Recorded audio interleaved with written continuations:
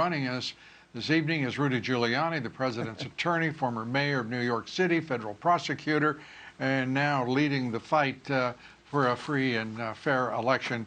Rudy, great to have you with us. Let's start with where are you now? Where is the campaign in Pennsylvania? Well, I'm in Washington now. The campaign in Pennsylvania. The judge is considering all the papers that he's been given, so he'll take a few days to decide on what the next step is.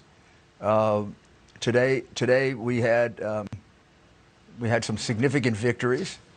We had a significant victory yesterday in Nevada, where a five-member county board of elections in Clark County, which covers Las Vegas, decertified as the winner a Democrat replaced with a Republican based on irregularities. So those are the same irregularities that we have, except only maybe 1/5 of them, because he only was running in about 1/5 of the district. And the irregularities there have to do with the signatures being improperly identified. Many signatures that were improperly identified, to the point that it would easily, if the same criteria is applied to the Trump campaign as the 5 Democrats applied to that campaign, it would pretty easily overturn the election.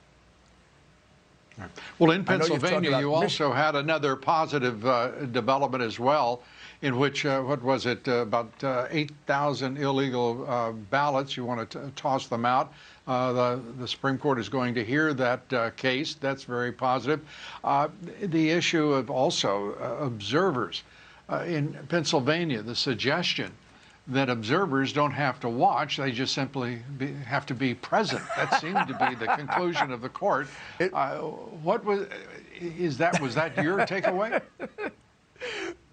Lou, of all the political decisions and the kind of awful things judges have to do when they act like political hacks, this may be the worst.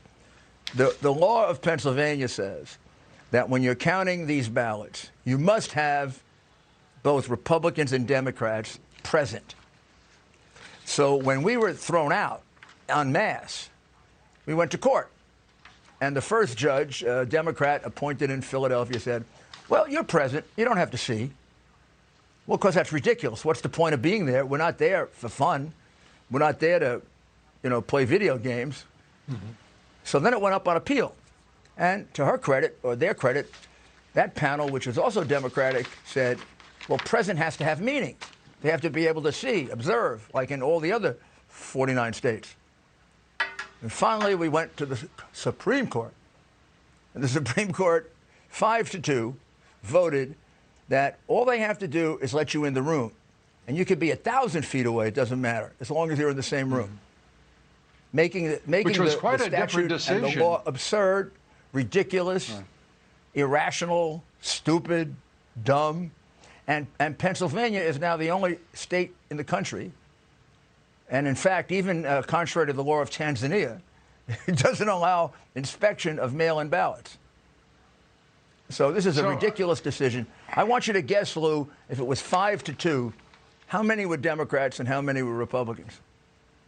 Just guess. Unfortunately, that has been the pattern we've seen in court after court, and it's terrible. It's also it's made a laughing stock out of the Chief Justice of the U.S. Supreme Court, who said there's no such thing as a Bush justice and a Obama justice. They're just, exactly. The American people are getting a little tired of being treated like slow-witted children.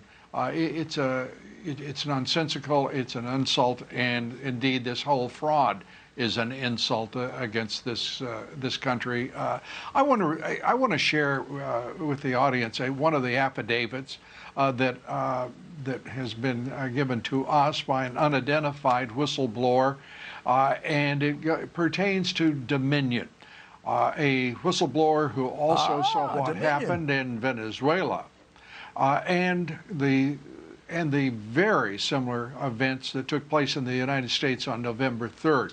If we could put this up, please, to share with the audience, because it is indeed alarming. The whistleblower says this, if we ever get it up. I am alarmed because of what is occurring in plain sight during this 2020 election for President of the United States. The circumstances and events are eerily reminiscent of what happened with Smartmatic software, electronically changing votes in the 2013 presidential election in Venezuela. What happened in the United States was that the vote counting was abruptly stopped in 5 states using Dominion software. At the time that vote counting was stopped, Donald Trump was significantly ahead in the votes. Then, during the wee hours of the morning, when there was no voting occurring and the vote count reporting was offline, something significantly changed.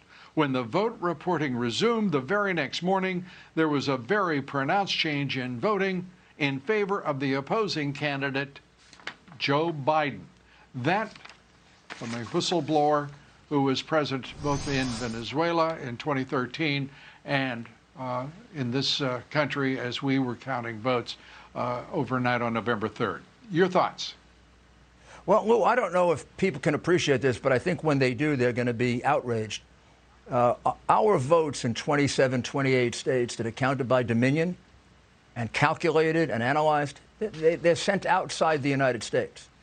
And they're not sent to Canada, they're sent to Germany and Spain. And the company counting it is not Dominion. It's Smartmatic, which is a company that was founded in 2005 in Venezuela for the specific purpose of fixing elections. That's their expertise, how to fix elections. They did it a number of times in Venezuela, they did it in Argentina, and they messed up an election to a fairly well in Chicago. And there's a whole congressional record that you can go look at about what a terrible company this is. Mm-hmm. Well, that's the company that was counting and calculating on election night. And they did all their old tricks. Well, they stopped it. Yeah. They also switched votes around subtly, maybe 10 per district so you don't notice it. They got caught in Antrim County, which is how we found out about them. And we are in the process now of investigating this in great detail.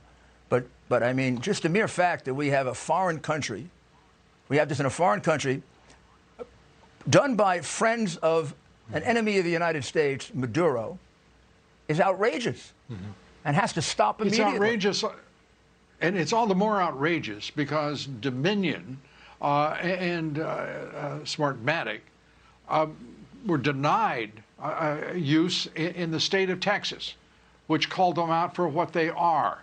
They have a clear record. Democratic senators sending letters in 2019, joining with Republicans now in decrying the reliability and the ability of that system to avoid manipulation and fraud, without any one of these secretaries of state in various states responding and shutting them down. Well, Lou, the amazing thing is, Carolyn Maloney, a congresswoman from Manhattan, wrote a letter in 2006, 2007, explaining everything I just said. We shouldn't be using this company that was founded by Chavez to call votes in America because their specialty in Venezuela is cheating. Well, apparently the governors signed them up and never bothered to do any due diligence of any kind. Also, the company Dominion is a far-left, radical company. Some of their people have written and tweeted the worst things about Trump and Republicans that you could possibly imagine.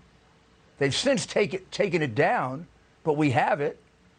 So we've got a very radical, far-left company with some of their high-level people supporters of Antifa. Can you believe that? And they're using a Venezuelan company as the vote counter, which is known for changing votes, and also known to have the most insecure computers in this business. I think you'd only pick them. We're going to have to, because you want to cheat.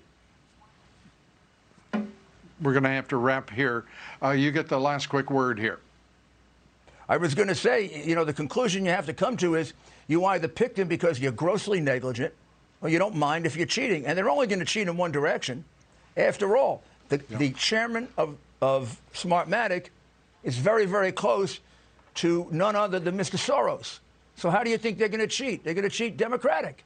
They're going to cheat left wing. They're going to cheat radical. That's what they are.